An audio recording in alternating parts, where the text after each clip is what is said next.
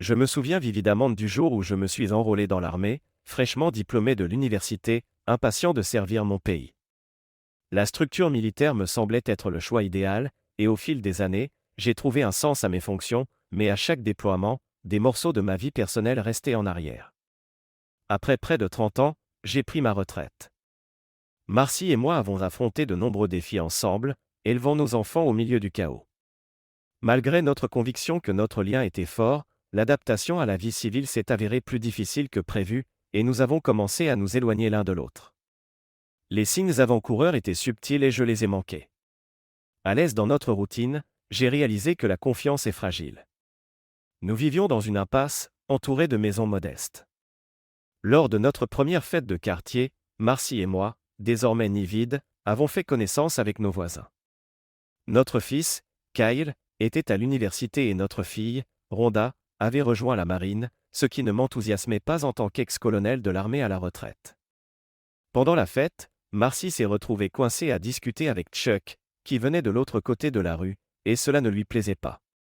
Elle m'a fait signe pour qu'on vienne à sa rescousse, mais j'étais occupé à bavarder avec Jenny, une maman célibataire en forme.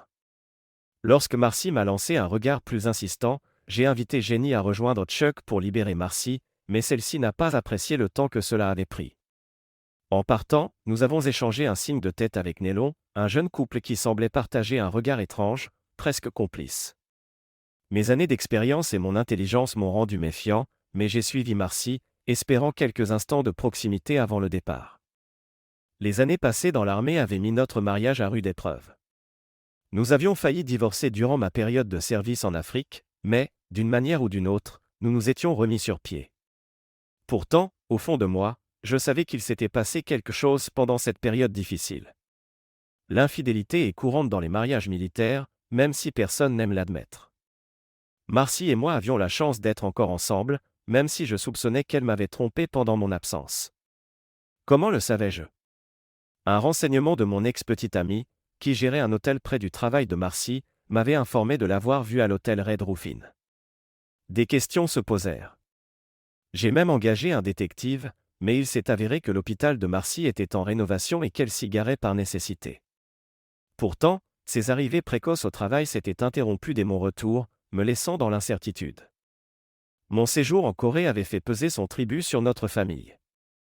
Une année de séparation avait créé un fossé que je ne pouvais combler, et cette tension m'avait fait comprendre que notre mariage n'était pas incassable. Bien que je n'ai jamais découvert l'identité de l'autre homme, Marcy semblait déterminée à arranger les choses, tout comme moi. Finalement, j'ai sacrifié mon amour pour l'aviation en passant au renseignement de l'armée, afin de réduire les risques, malgré plusieurs déploiements en Irak et en Afghanistan après le 11 septembre. Ce nouveau rôle apporta à Marcy un certain apaisement, mais je restais inquiet pour notre mariage.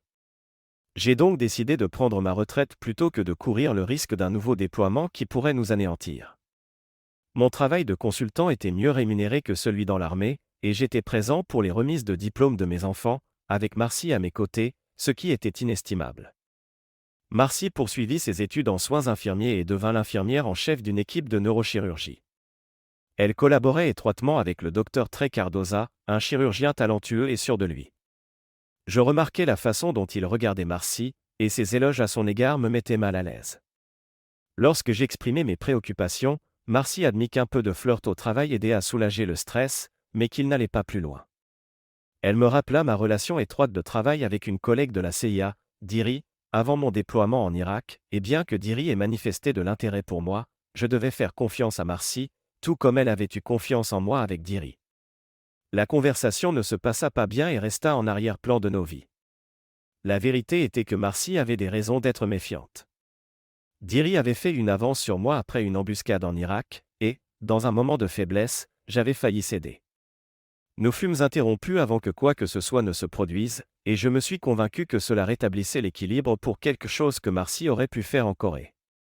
Mais au fond de moi, je savais que je ne faisais que me berner. Maintenant, Marcy et son équipe se rendaient en Amérique du Sud pour 6 semaines avec Médecins sans frontières.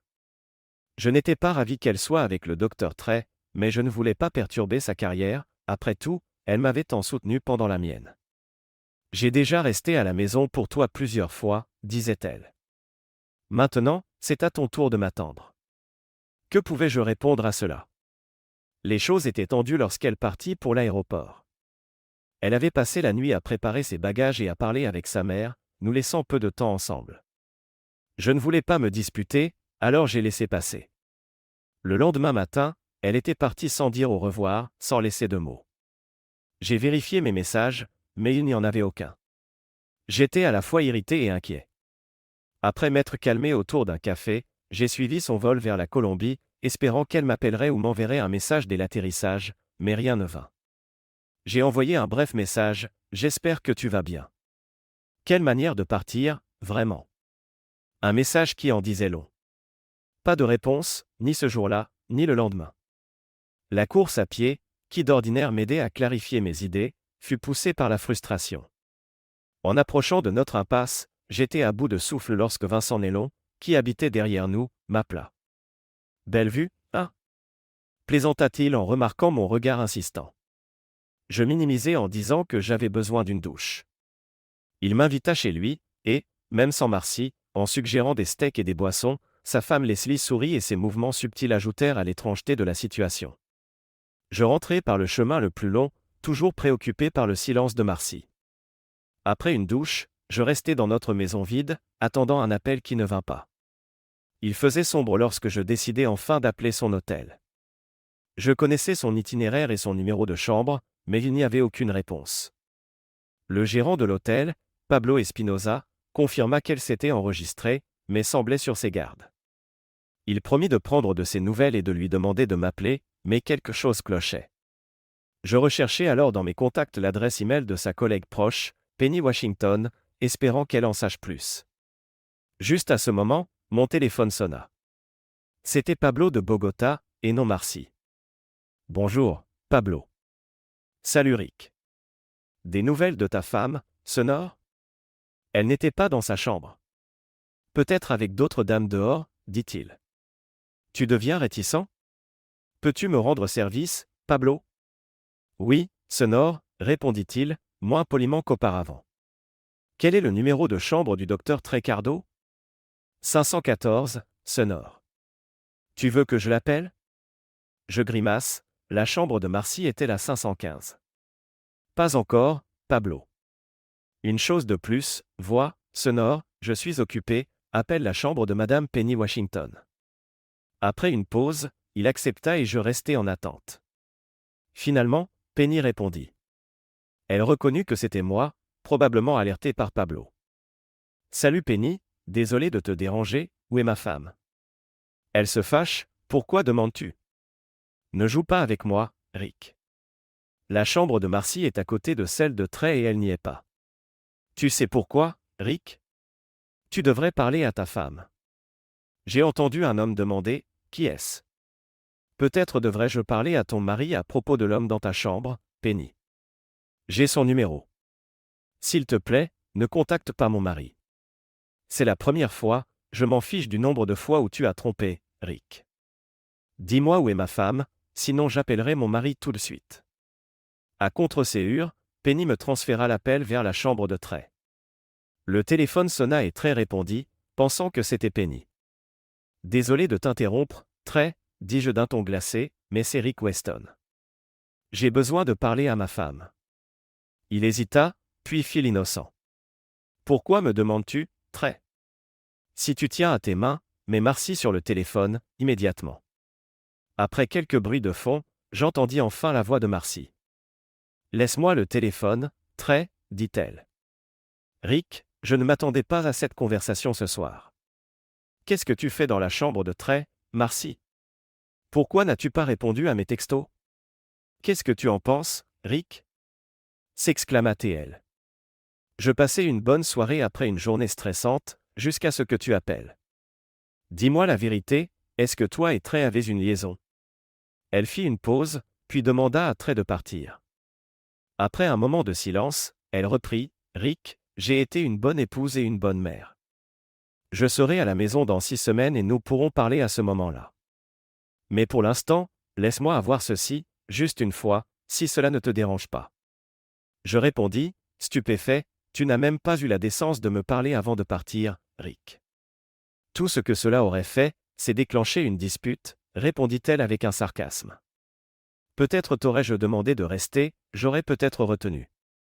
Mais j'avais besoin de cela, juste une fois, pour me sentir vivante. Quant à Trey, ce n'est qu'une distraction, Rick. Je ne l'aime pas comme c'est commode, dis-je, puis j'entendis frapper à la porte. Marcy, je dois y aller, lui dis-je. Je t'aime, Rick. Je t'aime aussi, Marcy, mais je ne suis pas certain d'être encore amoureux de toi, répondis-je. Je raccrochai. En ouvrant la porte, je vis Leslie, debout, seule, en fin de journée. Bonsoir, Rick, dit-elle en souriant. Bonjour, Leslie, répondis-je, remarquant combien elle était ravissante. Laisse que tu me laisseras entrer ? Certainement, répondit-elle en haussant un sourcil, tout en me désignant un côté du passage. Elle me tendit une bouteille de vin, un Moscato rouge, mon préféré, quelque chose que Marcy avait dû lui dire. J'espérais que tu aurais besoin de compagnie, dit-elle. Pas sûr de comment je vais me sentir, mais j'ai quelques questions. Vas-y, répondit-elle en cherchant des verres à vin pendant que je servais. Où est Vincent ? Il est en train de jouer aux cartes avec des amis. Je vois, dis-je, en pensant à combien j'avais laissé Marcy seule pendant ma carrière militaire. Marcy est en Amérique du Sud, n'est-ce pas ? Demanda Leslie. Tu en as entendu parler ? C'est drôle que tu demandes. Je venais de lui parler quand tu as frappé à la porte. Oh, désolé, Rick, ai-je demandé. Non, nous avons dit ce qu'il fallait dire, répondis-je, sentant que mon humeur maussade se percevait. Leslie, il faut qu'on parle, dis-je. Nous nous regardâmes, tous deux interloqués. Leslie plissa les lèvres et hocha la tête. Asseyons-nous, suggéra-je en désignant le salon. Elle s'assit légèrement en retrait, croisant les jambes. Combien Marcy t'a-t-elle dit ? Elle renvoya la question, j'espérais que Marcy t'en aurait parlé avant de partir, n'est-ce pas ? C'est ce que je pensais, demandai-je. Non, je n'ai fait que jouer au téléphone avec elle, et j'ai découvert qu'elle était en Amérique du Sud avec son petit ami médecin. Puis, elle m'a dit de te parler, alors mettons fin au jeu, qu'avez-vous planifié, toi et Marcy, avant qu'elle ne parte ? Leslie prit une longue gorgée de vin, cherchant du courage. Marcy et moi nous sommes croisés dans un centre commercial il y a quelque temps, et nous avons fini par prendre un verre chez moi. Je ne sais pas où toi et Vincent étiez, mais nous avons discuté, et j'ai ouvert mon cœur au sujet de mon mariage et des intérêts de mon mari. Elle s'arrêta, hésitante sur ce qu'elle devait révéler, alors je restai silencieux. Mon mari aime m'exposer, dit-elle finalement. Te montrer ? Demandai-je, en rassemblant les pièces du puzzle avec d'autres hommes. Oui, confirma-t-elle. J'en ai parlé à Marcy, car je voulais qu'elle le sache, afin qu'elle me permette, peut-être, de te poursuivre. Comment Marcy a-t-elle réagi ? Au début, choquée, elle a écouté en silence pendant que j'expliquais. Plus tard, elle a accepté, à la condition que cela se fasse. Pendant son absence du pays. Je ricanais, stupéfait par la situation, alors Marcy n'en a jamais parlé avec moi. Non, elle m'a lancé cette bombe ce soir, alors que tu arrivais, déclara clairement Leslie, visiblement surprise par le timing. J'ai découvert son affaire avec le docteur Trey ce soir, avouai-je. Leslie secoua la tête. Mon mari et moi avons un mariage ouvert, mais nous ne nous trompons jamais l'un l'autre. Alors Vincent sait que tu es là ? Oui, assurai-je. Il sait que je suis attiré par toi et n'a aucun problème avec cela. Tu as eu d'autres partenaires stables ? Demandai-je. Juste un de temps en temps, pendant 2 ans, expliqua-t-elle. En général, nous rencontrons des hommes venus d'ailleurs pour des aventures, et Vincent surveille. Vraiment ? Oui, c'est plus sûr, dit-elle de manière désinvolte. Je secouai la tête, incrédule, depuis combien de temps faites-vous cela ? 4 ans, répondit-elle, comme si cela était parfaitement normal, et Marcy avait accepté cet arrangement. Oui, mais seulement pendant son absence, clarifia-t-elle. A-t-elle mentionné ce qu'elle ferait pendant son absence ? Insistis-je. Non, avoua-t-elle, mais j'avais l'intuition qu'elle pourrait faire quelque chose de similaire. Peut-être m'avait-elle donné son accord pour être avec toi afin d'alléger sa conscience. J'aurais aimé qu'elle me parle, dis-je, ressentant le poids de mes propres erreurs. Leslie me tendit une lettre. Marcy a laissé ceci pour toi, avant que nous ne fassions quoi que ce soit, dit-elle en se dirigeant vers les toilettes. L'enveloppe portait simplement l'inscription « Rick ». Je pris une profonde inspiration et l'ouvris. Cher Rick, à présent, tu sais que je viole nos vœux avec Trey, mais avant de me juger, souviens-toi, cher docteur, qu'au Moyen-Orient, je n'ai aucune preuve, mais je suis presque certaine que tu as couché avec elle. J'ai étudié des techniques d'interrogatoire en t'aidant pour mes cours de renseignement militaire, et j'ai remarqué comment tu détournais le regard à chaque fois que j'évoquais son nom. Tu es un menteur épouvantable, Rick. Quand Trey m'a touché pour la première fois, je ne t'en ai pas parlé. Peut-être aurais-je dû, tout comme j'aurais dû avoir des affaires lorsque tu partais jouer aux soldats. J'ai été tenté, surtout quand tu étais en Corée, mais je suis resté fidèle à toi alors. Puis, Diri m'est venu voir pendant que tu étais au Moyen-Orient, et son air suffisant a confirmé mes soupçons. Je suis presque certaine que tu as été infidèle. S'il se trouve que je me trompe, alors je serai la première à tromper, mais j'en doute. Voici donc le marché, pendant mon absence, je ne serai pas ta femme et tu ne seras pas mon mari. Nous aurons tous les deux un laissez-passer de 6 semaines. Si, à mon retour, nous nous aimons encore, nous pourrons passer à autre chose. Sinon, nous pleurerons ce que nous avons eu. Je choisis ceci, Rick, de mon plein gré. Je n'aime pas Trey, mais je le trouve séduisant. Il ne sera plus qu'un mauvais souvenir si tu me veux encore. Si tu aimes quelqu'un, laisse-le partir. Je serai de retour dans 6 semaines. Retrouve-moi à l'hôtel Ambassador près de l'aéroport, si tu veux tenter à nouveau, sinon, ne viens pas à l'aéroport. Pars et laisse-moi. Avec amour. Marcy. PS, Leslie était censée se faire dépister pour les MST avant ce soir. Assure-toi qu'elle te montre les résultats. Trey et moi avons été testés avant notre départ, et je serai retesté avant mon retour. Si nous voulons que cela marche, ce sera notre premier pas vers la confiance. Après avoir lu la lettre, je remarquai que Leslie, à l'îlot de la cuisine, remplissait son verre. Ça va ? demanda-t-elle. Ça ira, répondis-je. Elle hocha la tête et revint avec la bouteille, s'asseyant plus près cette fois.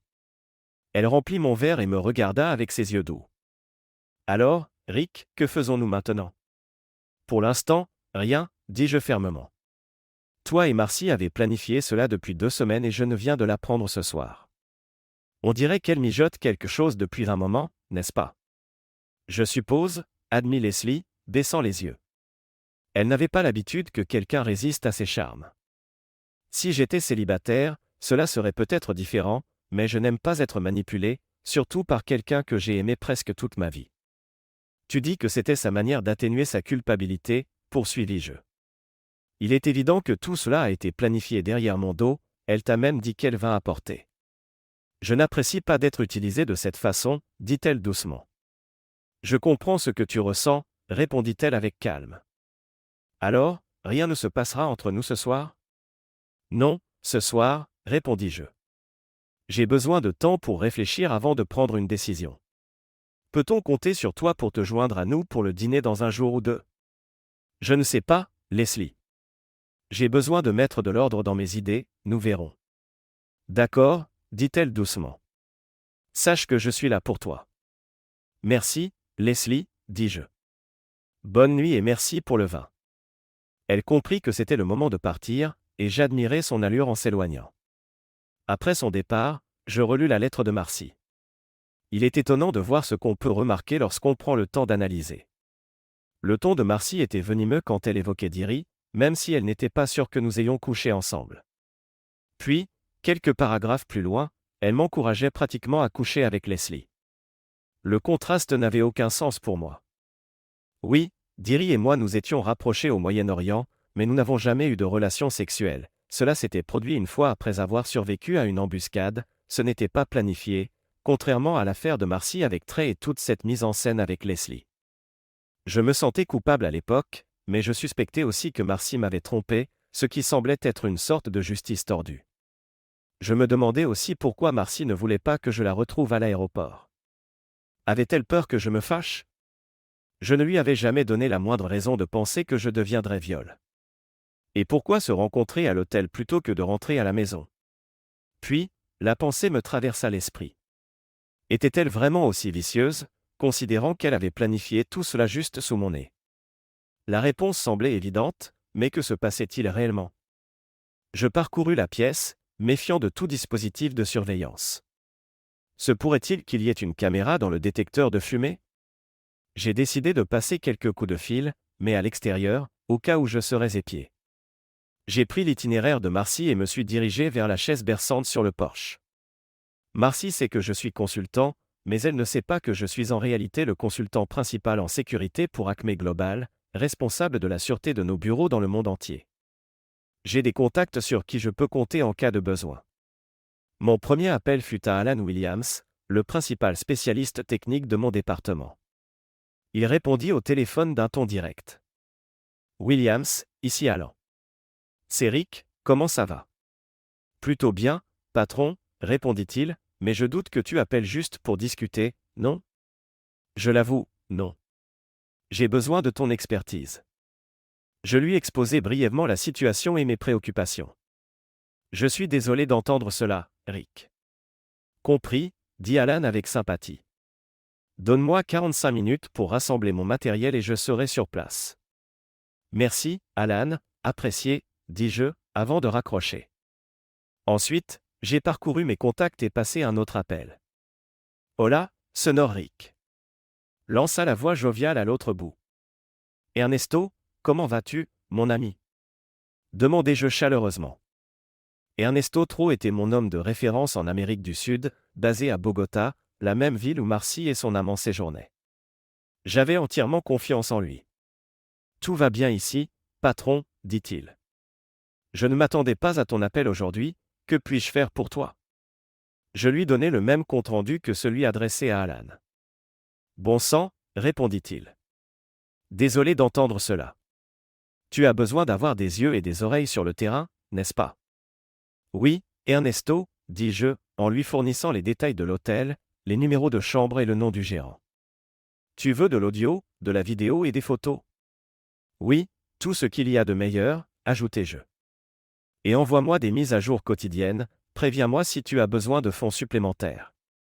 Compris, je m'y mets de ce pas et je te tiendrai informé, merci, Ernesto, j'apprécie. Après l'appel, j'envoyai par courriel l'itinéraire de Marcy à Ernesto. Peu après, Alan arriva avec son équipement. En 30 minutes, il découvrit des caméras sans fil dans plusieurs pièces, principalement dissimulées dans des détecteurs de fumée, ainsi que quelques micros. Notre ligne fixe avait également été infiltrée. Ces dispositifs n'ont pas une très grande portée, nota Alan. Il y a probablement un récepteur à proximité. Nous cherchâmes et trouvâmes une boîte avec un ordinateur portable dans le grenier. Il était verrouillé, mais Alan en déduisit qu'il stockait et téléchargeait les données des caméras et micros. Alan découvrit que le matériel appartenait à Smith Investigation, avec une adresse et un numéro de téléphone clairement indiqués. « Que veux-tu que je fasse avec tout cela » demanda-t-il. « Désactive tout, dis-je. J'y ai réfléchi, mais finalement, j'ai décidé de faire autrement, désactiver la caméra et le micro de mon bureau, mais laisser le reste en place, afin qu'ils puissent continuer à espionner. Je vais m'ennuyer, plaisanta Alan, en retirant les dispositifs de mon bureau. Puis il examina l'ordinateur partagé par Marcy et moi et découvrit un enregistreur de frappe et un logiciel espion, qu'il désinstalla. Pourquoi penses-tu qu'elle a fait tout cela? Demandai-je. Probablement pour te piéger pour quelque chose, peut-être pour un divorce, suggéra Alan, confirmant mes soupçons. Tu as probablement raison, dis-je. Une dernière suggestion d'Alan. Si l'enquêteur a installé tout ce matériel, il a peut-être encore une clé de chiffrement. Tu devrais changer les serrures et les codes de sécurité. Excellente idée, je vais appeler un serrurier immédiatement, dis-je. Merci pour tout, Alan. Après son départ, j'appelai un serrurier pour changer les serrures et les codes, ne voulant pas d'invité non désiré. Pendant que j'attendais le serrurier, je me connectai au compte de Marcy sur notre ordinateur partagé, curieux de connaître ses activités récentes. Son courriel s'ouvrit sans demander de mots de passe, ses identifiants étaient enregistrés et elle ne les avait pas mis à jour, contrairement à mes recommandations. Pour une fois, j'étais content qu'elle n'ait pas suivi mes conseils. Normalement, je respectais sa vie privée, mais là, la situation était différente. Je parcourus ses courriels et découvris plusieurs échanges avec Trey, le médecin avec qui elle était désormais impliquée à Bogota. Plutôt que de tout lire d'un coup, j'exportai les messages et les sauvegardai sur une clé USB pour une analyse ultérieure. Il y avait également des courriels avec nos enfants, mais rien de remarquable. Lorsque le serrurier arriva, je lui montrai les portes nécessitant de nouvelles serrures, puis je retournai à l'ordinateur. Un fil de discussion entre Marcy et Trey, intitulé Avocat, attira mon attention. Dans celui-ci, Marcy expliquait à Trey qu'elle avait consulté son avocat, examiné le projet de divorce, et décidé d'aller de l'avant malgré les conseils de son avocat. Trey semblait surpris, remettant en question sa décision, car elle avait affirmé m'aimer et vouloir rester avec moi. La réponse de Marcy fut glaçante. « Je compte rester avec toi, mais à mes conditions », précisa-t-elle, soulignant que j'avais, sans le savoir, été le cocu de longue date. Elle détailla ensuite son plan. Elle me remettrait les papiers de divorce à l'hôtel Ambassador à son retour et exercerait une pression sur moi pour que je signe un accord post-nuptial. Sinon, elle utiliserait des preuves de mon affaire avec Leslie pour me ruiner financièrement. Elle mentionna même la possibilité de poursuivre Leslie pour séduction illicite, resserrant ainsi son emprise sur la situation. Trey exprima ses inquiétudes sur les risques qu'elle prenait, mais Marcy était convaincue d'avoir tout sous contrôle.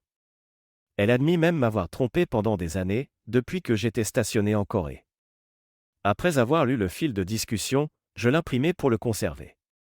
À ce moment-là, le serrurier eut fini, et je le payai, y ajoutant un pourboire pour son service en soirée. J'éteignis l'ordinateur et partis prendre un burger et une bière, en ramenant quelques cigares pour calmer mes nerfs. Je remarquai un SUV sombre me suivre, probablement le détective privé engagé par Marcy. Malgré mes tentatives pour semer son suivi, il demeura sur mes talons. Lorsque je me garantis au Jannes Bar & Grill, il y était encore. Frustré, je descendis, allai à la voiture et lui arrachai la portière, surprenant le conducteur. « C'est quoi, votre problème ? Qui êtes-vous et pourquoi me suivez-vous » Le conducteur balbutia. « Je ne sais pas de quoi vous parlez. » « Absurde, dis-je. Tu me poursuis depuis que j'ai quitté ma maison. Es-tu le pays que ma femme a engagé ? Je ne sais pas ce que tu veux dire, répondit-il nerveusement. Tu mens, dis-je. J'en ai assez des menteurs, alors peut-être devrais-je te donner une leçon. Qu'en penses-tu ? S'il vous plaît, ne me frappez pas, supplia-t-il. Ne t'avise plus de me suivre. D'accord, j'ai compris. Désolé, murmura-t-il avant de s'en aller. Après son départ, je rentrai, commandai un burger et une bière, et pris place au bar. Des ennuis ? Demanda le barman, lisant mon humeur. On peut dire ça, répondis-je. Je ne peux ni vivre avec eux ni me battre avec eux, plaisanta-t-il, me faisant sourire. J'achevai mon repas, attrapai une bière dans le frigo et, une fois rentré chez moi, sortis pour fumer un cigare. Pendant que je fumais, un plan commença à se former dans mon esprit. Je consultai Google, vérifiai mon agenda et fixai une date. Il me faudrait passer quelques coups de fil pour mettre tout cela en marche. C'est alors qu'un SMS d'Ernesto parvint, All 7. Première mise à jour demain matin. S'il te plaît, envoie $250 pour les frais. Je lui transférai rapidement l'argent via PayPal, ajoutant « Merci, à demain ». Je terminai ma bière et mon cigare, puis remontai à l'étage. Curieux, j'ouvris le tiroir de la table de chevet de Marcy et y trouvai ses bagues. Je retirai ma bague de mariage et la posai à côté de la sienne, regardai ensuite la caméra cachée dans le détecteur de fumée et l'éteignis. Le lendemain matin, je vérifiai le courriel de Marcy et trouvai un nouveau message intitulé BIN. Le courriel détaillait comment j'avais découvert le matériel de surveillance et le pays qui me suivait. Je marquai le message comme non lu et me déconnectai. Après le travail, je visionnai les séquences envoyées par Ernesto concernant Marcy et Trey. Ce n'était pas très impressionnant, mais je notai sa remarque à Trey, il est probablement avec la fille d'accent grave côté, j'aurai la vidéo demain pour mon avocat. Je mis fin à la vidéo et appelai Ernesto. Seigneur Rick, merci pour l'argent. As-tu vu la vidéo ? Oui, Ernesto, écoute, j'ai un plan dont j'aimerais discuter avec toi. Je lui exposai mon idée, et il accepta que cela pouvait être réalisé en 10 jours. 10 jours ? Demanda-t-il. Oui, c'est notre 25 anniversaire de mariage et je veux m'assurer qu'elle n'oubliera jamais cette date, répondis-je. Tu es un sacré costaud, Rick, dit-il en riant. Après avoir raccroché, je passai en revue mes contacts et trouvai le numéro de cher docteur, quelqu'un avec qui je n'avais pas parlé depuis notre temps au Moyen-Orient. Je composai, et, à ma grande surprise, elle répondit. Rick Weston. Ça fait une éternité, s'exclama-t-elle. Je lui exposai brièvement ma situation, et, en lisant la lettre de Marcy, elle réagit avec colère. Sorcière menteuse. Je n'ai jamais dit cela, c'était juste une équipe, on se protégeait mutuellement, merci, dit Rick. Je regrette ce qui s'est passé entre nous, mais rien ne justifie ce que fait Marcy aujourd'hui. Rick, tu n'as rien à t'excuser. Nous étions sous une pression extrême et je ne le regrette pas. Alors, quel est ton prochain coup? Je lui présentai mon plan et attendis sa réaction. Après un moment, elle répondit. J'aime ton plan, vraiment. J'ai quelqu'un en Colombie qui s'occupe d'une partie, mais je n'ai pas accès à tout ce qu'il faut pour le reste. Je pense pouvoir t'aider. Tu veux que tout soit fait en 10 jours, pour notre 25 anniversaire? Oui. Oh, tu es diabolique, dit-elle en riant. Considère cela comme mon cadeau d'anniversaire pour toi. Nous éclatâmes de rire, puis elle ajouta. Tu sais, j'ai beaucoup pensé à toi depuis la guerre au Moyen-Orient. Moi aussi, avouai-je. Nous faisions une sacrée équipe.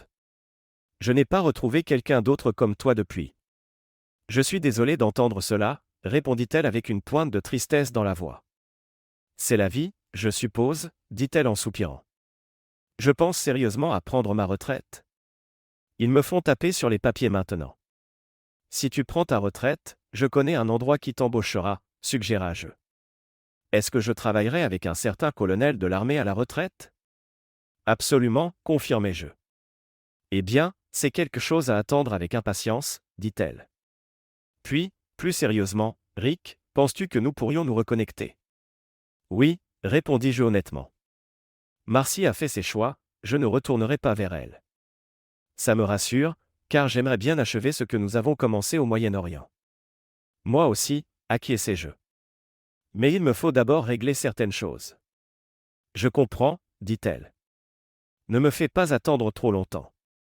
Je te le promets. Ce divorce prendra un certain temps, mais, juste sache que je suis là pour toi.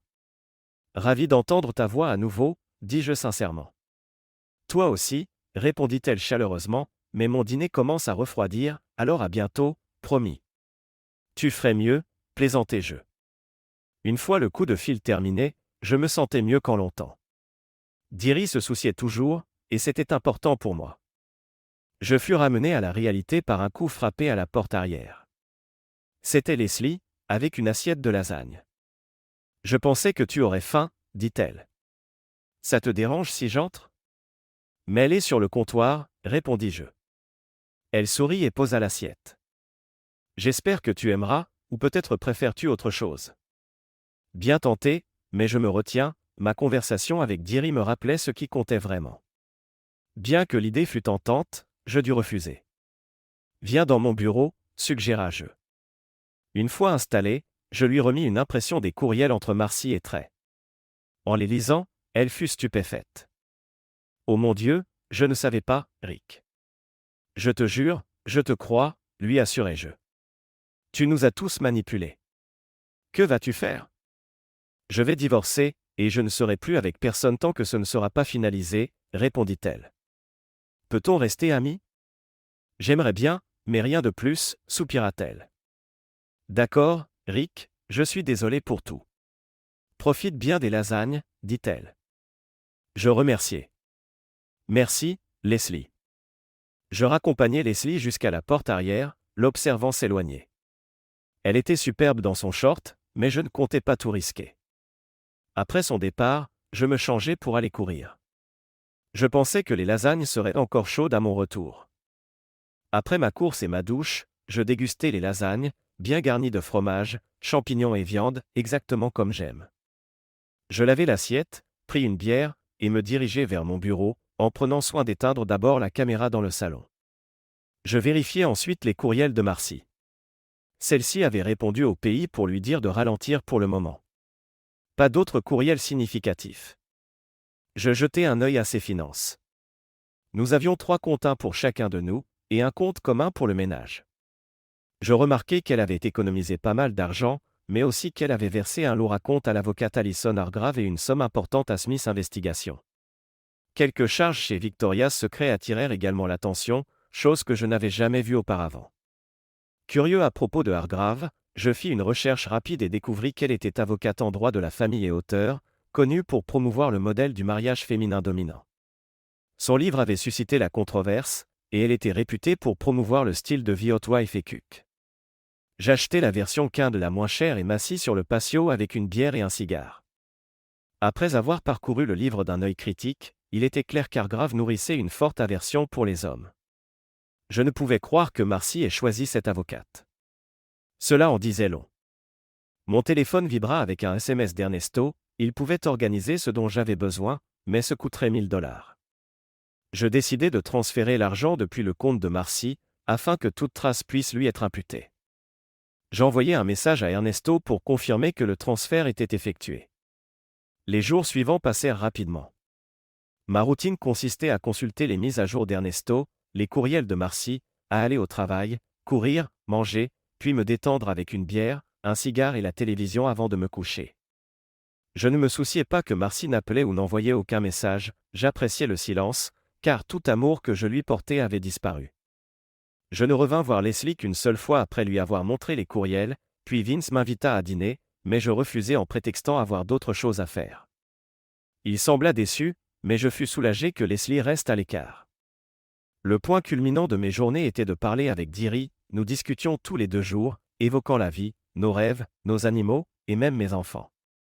Plus nous parlions, plus je me sentais proche d'elle, réalisant petit à petit que j'étais en train de tomber amoureusement. Finalement, j'organisai une réunion avec Alison Hargrave. Sa réception me servit un café et, en me serrant la main, je me présentai. Elle semblait de mon âge, bien mise, en forme, et en remarquant l'alliance à son doigt, je me demandais quel genre de vie menait son mari. « Alors, vous envisagez un divorce » demanda Alison Hargrave. « Oui » répondis-je. « Et votre nom est Weston » ? « Exactement. » Elle fronça les sourcils en consultant son ordinateur. « Monsieur Weston, je ne peux pas vous représenter en raison d'un conflit d'intérêts. Je représente déjà votre épouse. » Je pensai immédiatement. De plus, vous ne représentez apparemment que des femmes. C'est un peu suspect, me dis-je intérieurement. Elle me fixa. Si tu le savais, pourquoi es-tu venu me voir, en tant qu'ancien officier du renseignement militaire ? J'aime comprendre mon ennemi. Est-ce ainsi que tu me perçois ? Pratiquement, répondis-je. J'ai lu ton livre, vu ton interview dans le New York Times. Tu recrutes tes clients dans ton style de vie, n'est-ce pas ? Est-ce ce que tu as fait avec mon épouse ? Ce sont des informations confidentielles, répondit-elle. Bien sûr. Savais-tu que Marcy devait se rendre en Colombie et quel était son plan ? Là encore, c'est confidentiel, dit-elle fermement. Je hochai la tête. Je remarque que tu es marié. Ton chapitre sur le contrôle et l'humiliation des maris était intéressant. Traites-tu ton mari comme tu le recommandes ? Ce ne sont pas tes affaires, monsieur Weston. Je pense que cette réunion est terminée, déclara-t-elle. Je souris et me levai. J'aimerais te dire que ce fut un plaisir de vous rencontrer, Madame Hargrave, mais ce serait un mensonge. Nous nous reverrons probablement. Bonne journée, ajoutai-je en quittant. Au fait, j'ai trouvé ton livre dégoûtant. Passe une bonne journée. Je partis en remarquant le sourire de la réceptionniste alors que je m'éloignais, peut-être en entendant notre conversation. Finalement, le 25 anniversaire de mariage arriva. Je pris la journée de congé, pressentant qu'elle serait riche en événements.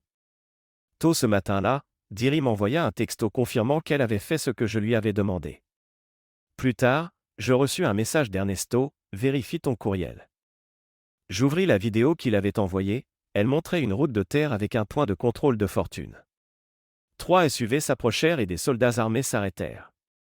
Ils fouillèrent les véhicules et trouvèrent quelque chose d'important, ce qui fit venir davantage de soldats. Trey et Marcy furent extraits de leur SUV, menottés et emmenés. Une dépanneuse emmena le véhicule et les autres furent laissés en liberté. Sous le choc, j'appelai immédiatement Ernesto.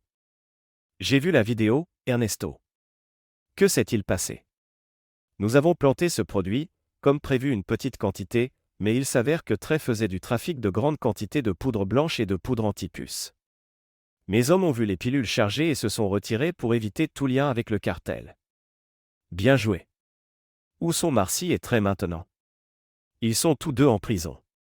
Il semble que Marcy connaissait peut-être l'existence de ces pilules, mais il est incertain du montant exact. Ils disposent de 48 heures pour présenter leur dossier à un juge et l'enquête pourrait durer jusqu'à 90 jours, mais je doute que cela prenne autant de temps. Le consulat est probablement déjà informé, confirmera Ernesto. Je te tiendrai au courant, merci, Ernesto, répondis-je, après quoi je raccrochai. Immédiatement, je contactai Diri pour la mettre au courant. Elle ne fut guère surprise et promit de joindre ses contacts en Colombie afin de recueillir davantage d'informations. Je te tiendrai informé dès que j'en saurai plus, assurait-elle. En attendant sa réponse, je pris un sac poubelle et fouillai la maison pour enlever toutes les caméras et micros installés par le pays de Marcy. Je ramassai également le récepteur et l'ordinateur portable du grenier, mis tout dans le sac, et le laissai sur l'allée.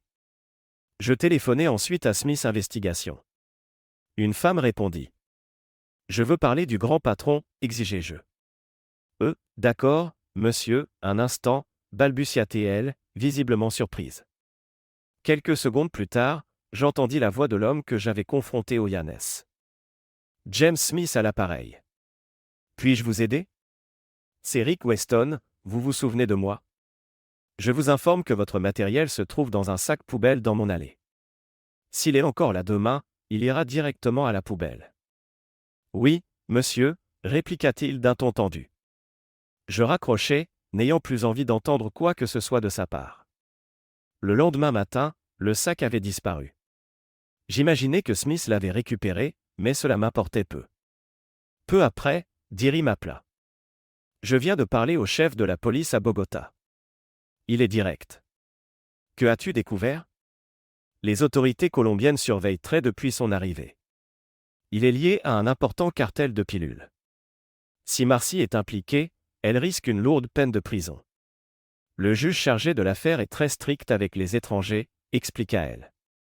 Combien de temps pourrait-elle obtenir ? Au moins 10 ans, répondit-elle. Eh bien, si elle est coupable, elle le mérite. Avec combien ont-ils été trouvés ? Environ 20 livres de poudre blanche et de poudre anti-puce, me informa-t-elle. Bon sang, dis-je, prévoyant une visite imminente du département d'État. Informe-moi de l'évolution des choses, je te le prie. Merci, répondis-je, puis je raccrochai. Plus tard, je contactai l'hôtel à Bogota. Pablo répondit, et je demandai à être mis en relation avec la chambre de Penny Washington. Penny, c'est Rick Weston. Sais-tu où est Marcy ? C'est notre anniversaire et je veux la joindre. Non, Rick, répondit Penny d'une voix tremblante. Es-tu avec Trey ? Non, Rick, elle, es-tu sûr ? Non, s'exclama Penny. J'ajoutai rapidement que Marcy et Trey avaient été arrêtés au point de contrôle pour trafic de pilules, et les soldats les avaient emmenés. Nous avions été interrogés et nous étions placés en quasi-assignation à domicile à l'hôtel. As-tu informé Josh ? Demandai-je d'un ton sec. Non, admit Penny à voix basse. Penny, je vais bientôt lui parler. S'il te plaît, Rick, ne le dis pas, cela le détruira, implora-t-elle. Ce n'est pas autant que ton adultère, répliquai-je sèchement. Il mérite de savoir. Je raccrochai et contactai immédiatement Josh pour lui donner les détails et proposer de lui envoyer des vidéos prouvant l'affaire de Penny. Merci de m'avoir prévenu, Rick, dit Josh. Ce sera la dernière fois qu'elle me trompe. Je lui envoyai les vidéos puis contactai un avocat spécialisé en divorce pour fixer un rendez-vous dans 3 jours. Quelques jours plus tard, mon superviseur, Bill Hastings, m'appela à son bureau. Un homme du département d'État, Thomas Herman, se trouvait là. Rick, ta femme, Marsha, a été arrêtée en Colombie pour trafic de pilules, dit Thomas. Il expliqua qu'il pouvait surveiller sa situation sans interférer avec la justice locale. Elle avait en plus été inscrite sur une liste d'interdiction de vol, de sorte que même libérée, elle ne pourrait rentrer aux États-Unis. Combien de temps risque-t-elle ? Jusqu'à 12 ans, répondit Thomas.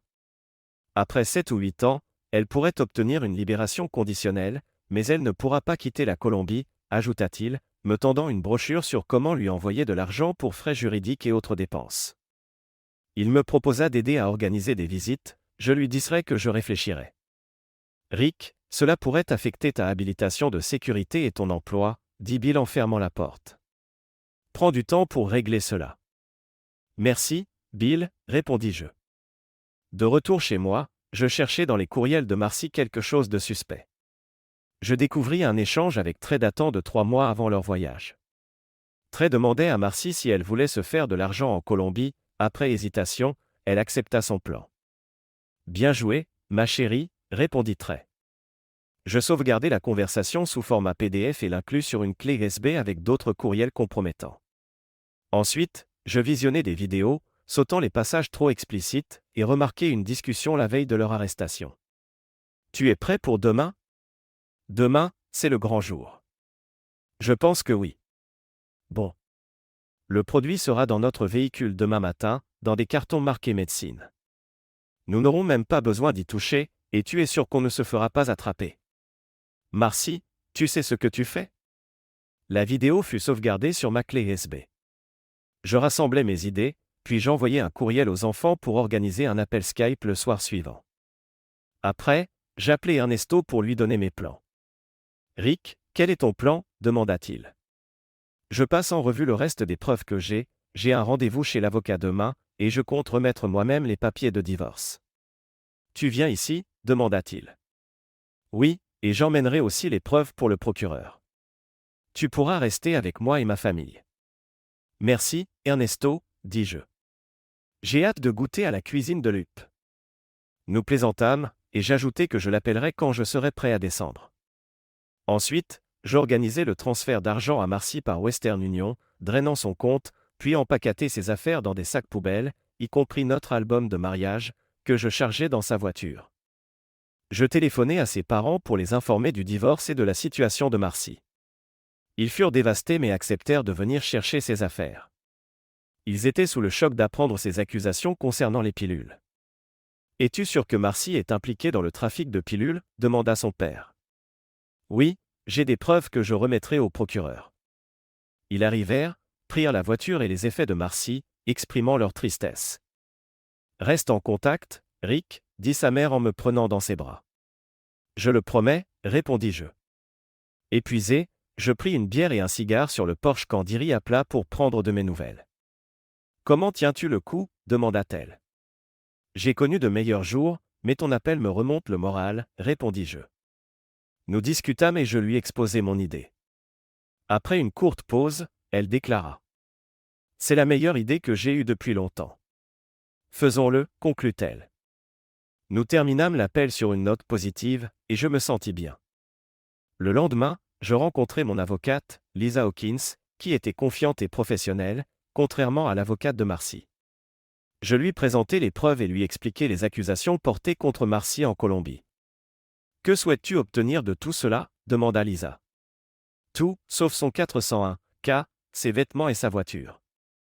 J'ai déjà envoyé la majorité de son argent pour ses frais, dis-je. Ça se peut, répondit-elle. Comment comptes-tu servir les documents? Je les remettrai moi-même, répondis-je. D'accord, ils seront prêts dans 2 jours.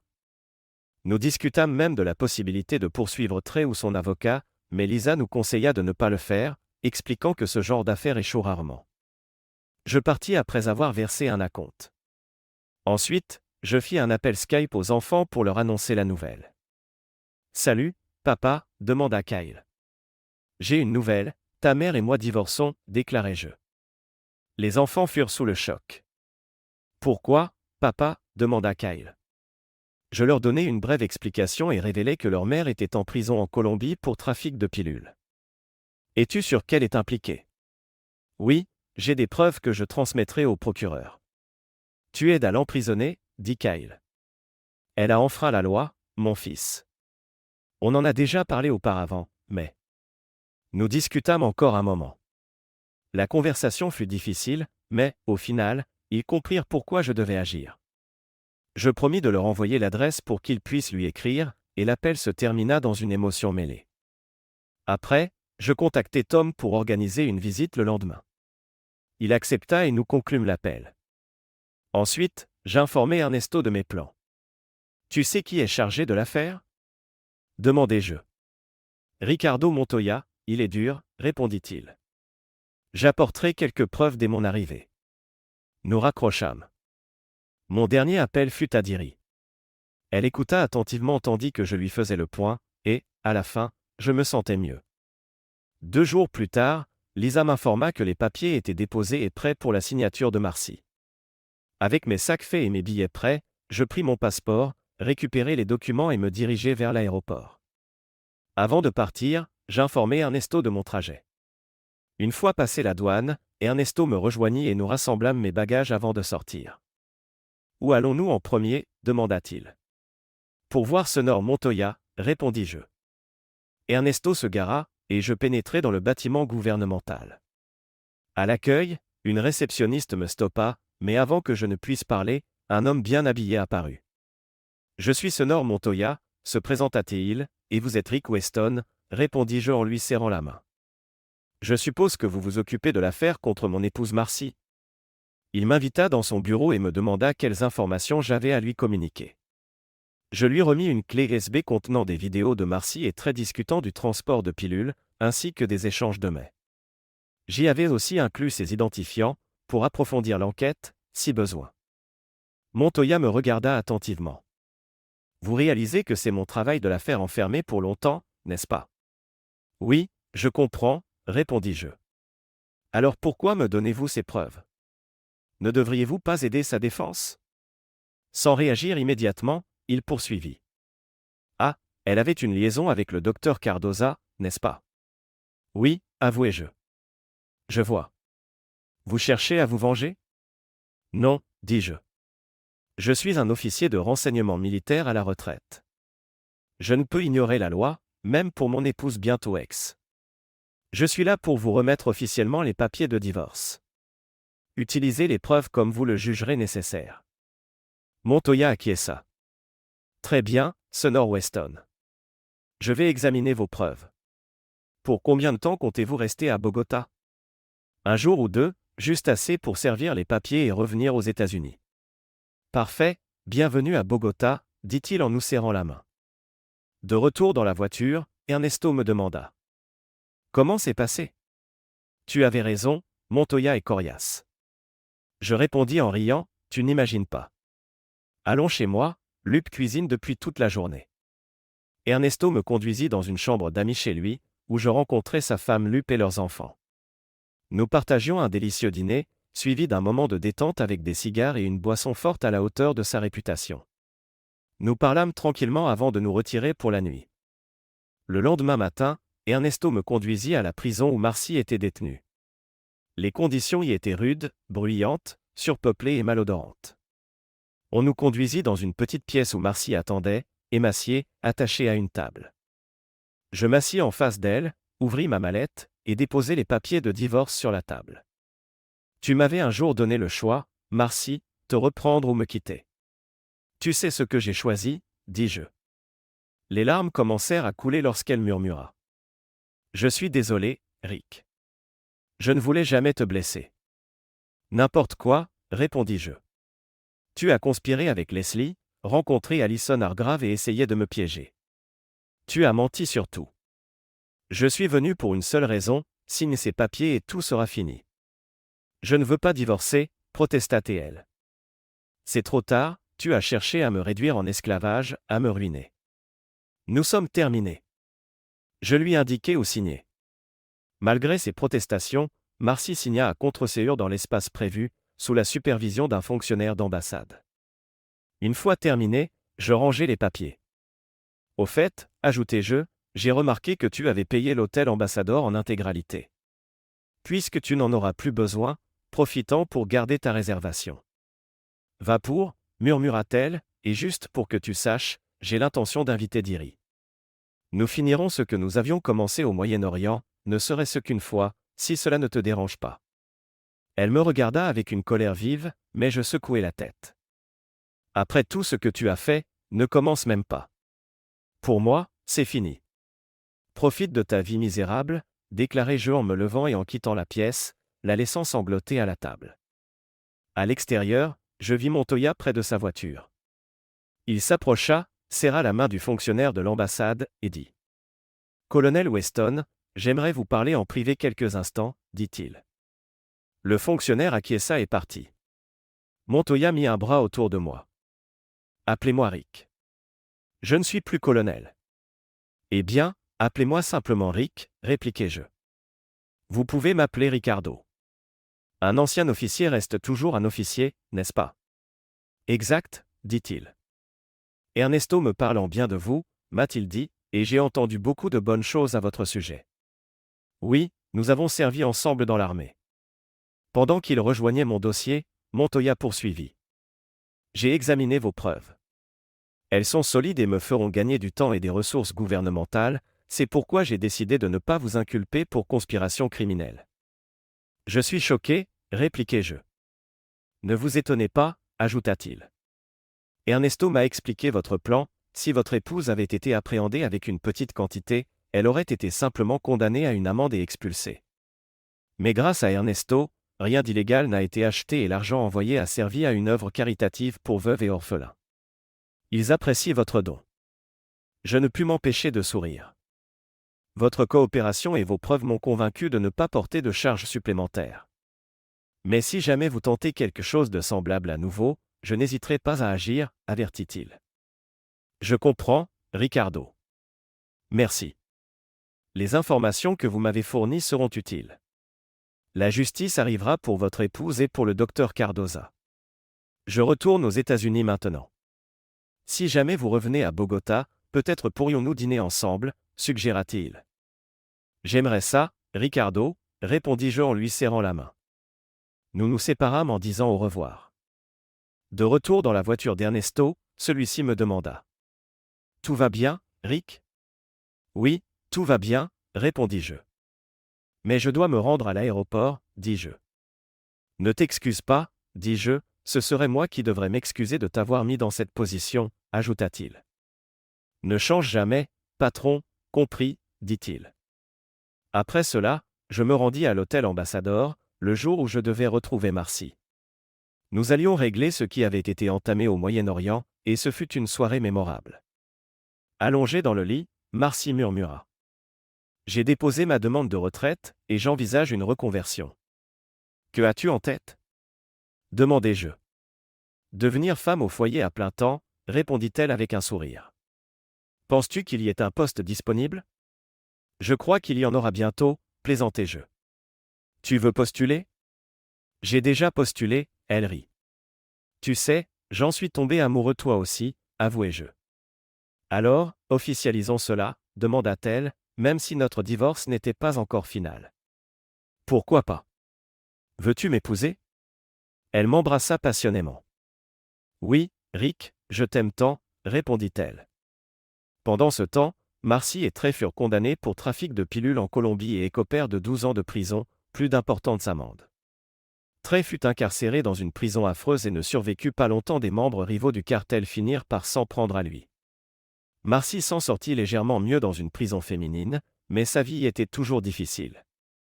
Les visites étaient rares, principalement de la part de l'ambassade, et les enfants lui écrivaient, bien qu'ils soient hésitants quant à la réunion. Penny et les autres furent libérés après le procès, mais Penny dut subir un divorce difficile et fut licenciée. Je perdis contact avec Leslie et Vince, bien que j'eusse appris que leur style de vie continuait. Leslie dut faire une pause après être tombée enceinte, la paternité étant incertaine. Après mon mariage avec Diri, nous vendîmes la maison et en achetâmes une nouvelle. Diri s'épanouit en tant que femme au foyer, et, même si je lui avais proposé un poste chez Acme, elle préféra se concentrer sur la construction d'un foyer heureux pour nous et pour son chat, chose qui me convenait parfaitement. Merci de regarder et n'oubliez pas de vous abonner pour ne pas manquer les nouvelles histoires.